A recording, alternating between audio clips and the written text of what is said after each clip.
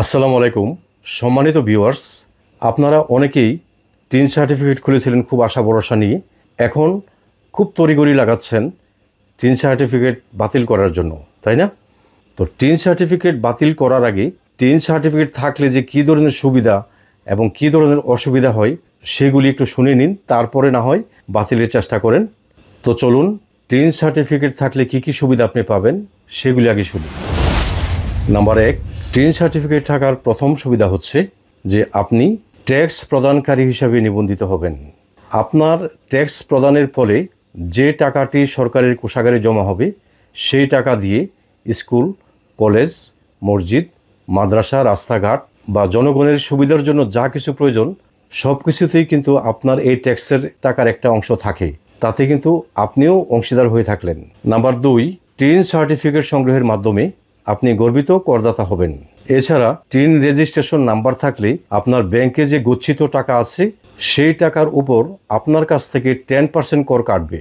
আর যদি tin number না থাকে তাহলে কিন্তু আপনার গচ্ছিত টাকার উপরে 15% ট্যাক্স কাটা হবে। তাহলে বুঝতেই পারতেছেন সুবিধা কত। নাম্বার 3, আপনি যদি নতুন কোনো ব্যবসা খুলতে চান সেই ক্ষেত্রে ব্যবসার লাইসেন্স করতে হলে কিন্তু আপনার টিন নাম্বার লাগবে। নাম্বার 4, আপনি যদি নতুন গাড়ি কিনতে চান তাহলে সেই ক্ষেত্রে কিন্তু আপনার টিন সার্টিফিকেট লাগবে।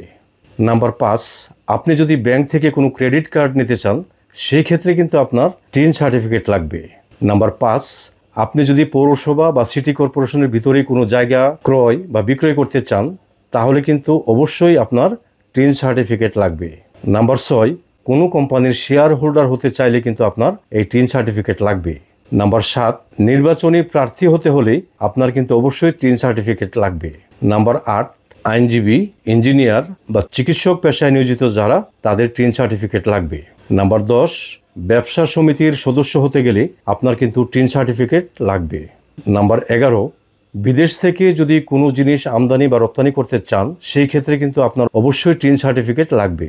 নাম্বার 12, সরকারি বা আধা সরকারি বিভিন্ন কোম্পানিতে টেন্ডার জমা দিতে টিন সার্টিফিকেটের প্রয়োজন। রাইড শেয়ারিং যেমন উবার, পাঠাও এগুলির অংশীদার হতে হলে আপনার কিন্তু টিন সার্টিফিকেট লাগবে।